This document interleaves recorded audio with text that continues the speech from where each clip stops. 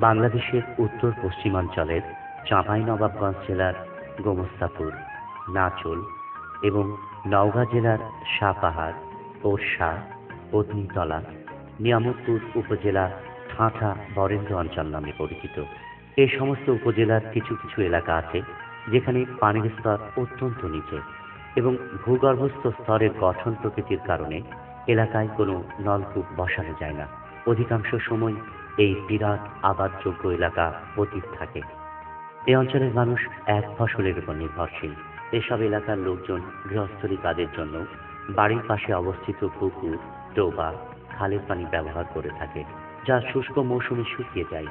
এ অবস্থার প্রেক্ষিতে মাননীয় কৃষিমন্ত্রী মহোদয়ের পরামর্শক্রমে বিএমডিএ এ সমস্ত এলাকায় ম্যানুয়াল পদ্ধতির পরিবর্তে রিগ মেশিনের সাহায্যে পাতকুয়া খনন করে সোলার প্যানেল ও সাবমার্সিবল পাম্প দ্বারা পানি উত্তোলন করে ওভারহেড ট্যাঙ্কে সংরক্ষণ করা হয়।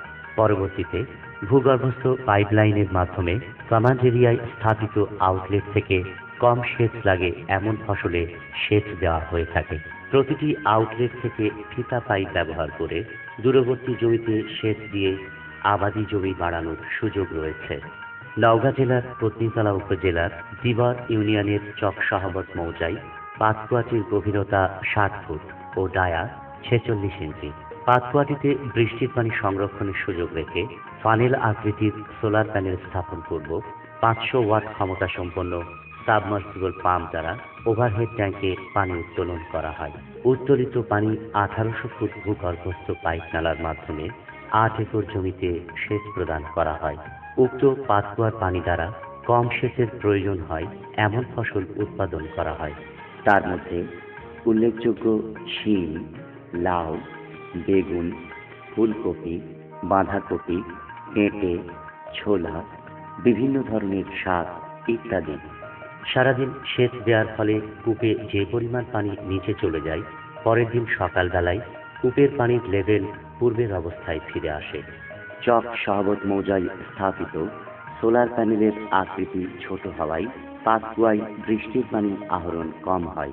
অধিক বৃষ্টির পানি আহরণ করে ভূগর্ভস্থ পানির স্তরের রিচার্জ বাড়ানোর লক্ষ্যে মাননীয় কৃষিমন্ত্রী প্যানেলের আকৃতি বড় করার পরামর্শ প্রদান করলে ট্রায়াল অ্যান্ড এরর বেসিসে জয়পুরহাট জেলায় পাঁচবিবি উপজেলায় 90 ফুট গভীরতায় একটি পাতকুয়া খনন করা হয়েছে। উক্ত পাতকুয়ার পানি দ্বারা 9 একর জমিতে আলু, সরিষা সহ অন্যান্য ফসলের আবাদ করা হয়েছে। জয়পুরহাট জেলায় স্থাপিত সোলার প্যানেল ফানেল আকৃতি না হওয়ায় মাননীয় কৃষিমন্ত্রী নতুন ডিজাইনের সোলার প্যানেল স্থাপনের পরামর্শ প্রদান করেন। মন্ত্রী মহোদয়ের নির্দেশনা মোতাবেক বগুড়া জেলার আদমদীঘি উপজেলায় 115 ফুট গভীরতায় পাতকুয়া খনন করা হয়েছে, যার পানি দ্বারা প্রায় 7 একর জমিতে গম, ডাল, সরিষা সহ বিভিন্ন শাকসবজি চাষাবাদে সেচ সুবিধা প্রদান করা হচ্ছে। আমার নাম রেজাউল করিম, বাড়ি এই গ্রামে। এখানে চাষাবাদ হতো, এখানে তেমন কোনো সেচের ব্যবস্থা ছিল না। আমরা এই পুকুর থেকে, আমাদের একটা পুকুর আছে, পাশে বাড়ি আলারও একটা পুকুর আছে, এই পুকুর থেকে আমরা এখানে সম্পূর্ণ জমিতে আবাদ টাবাদ করতাম। তাতে পানির একটু না সেচের আমাদের সমস্যা হচ্ছিল। 16 আনা আমরা আবাদ করতে পারতাম না।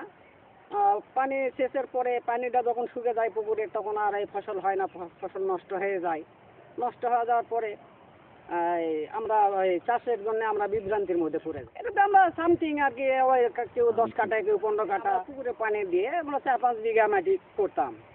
এই সোলার প্যান পাওয়ার পরে আমরা 20 বিঘার মতো আমরা এই চাষবাস করছি আর কি। এখানে আমরা এই সোলার প্যান পাওয়ার পরে আমরা এই বাড়ি ঘরের মেয়ে ছেলে পেলে যেগুলো আছে তাদের সকালবেলা ওই থাল বাসন মাজা বা এখান থেকে পানি টানি নিয়ে যাওয়া, পানি খাওয়া ইত্যাদি। তারপরে আমরা এদের এখানে যেগুলো ফসলগুলো দেখতেছেন আর কি, আলু, সরিষা, ডাল, তারপরে ইত্যাদি জিনিসগুলো যেগুলো আমরা রবি শস্য যেগুলো আর কি, এগুলো আমরা এই চাষবাসের জন্য আমরা ওখান থেকে পানি পাচ্ছি। তো বরেন্দ্রর মাধ্যমে এই চেষ্টা পাওয়ার মাধ্যমে আমরা এই চাষবাস করতে পারতেছি। আমরা এটা আমরা কৃষি মন্ত্রীর মাধ্যমে পাইছি। এটা পাওয়ার কারণে ওনাকে আমরা হাজার হাজার ধন্যবাদ জানাচ্ছি যে আমাদের এতগুলো ফসল করার জন্য।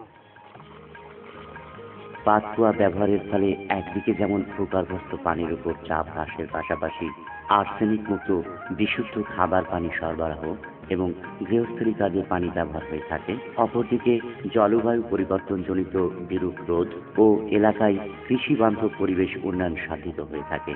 বর্তমান সরকারের মাননীয় কৃষিমন্ত্রী মহোদয়ের নির্দেশে বরেন্দ্র এলাকার যেসব স্থানে ভূগর্ভস্থ ও ভূপরিস্থ পানির কোনো উৎস নেই, সেই সকল স্থানে স্থানীয় জনগণের চাহিদার প্রেক্ষিতে পাতকুয়া খননের মাধ্যমে বরেন্দ্র অঞ্চলের রূঢ় এলাকায় অনাবাদি জমি আবাদের আওতায় আনায়ন করে এলাকার জনগণের আর্থসামাজিক অবস্থা সহ পরিবেশের ব্যাপক পরিবর্তন ঘটানো সম্ভব হবে। এই কুয়া আসার পর থেকে আমাদের পানির অভাব নাই। আমরা পানি ব্যবহার করি, থালা বাসন ধুই, থালা বাসন ধোয়া, রান্নার কাজে আমাদের ব্যবহার করি। আমাদের সুবিধার জন্য কৃষিমন্ত্রী দিয়েছে, কৃষিমন্ত্রীর ধন্যবাদ।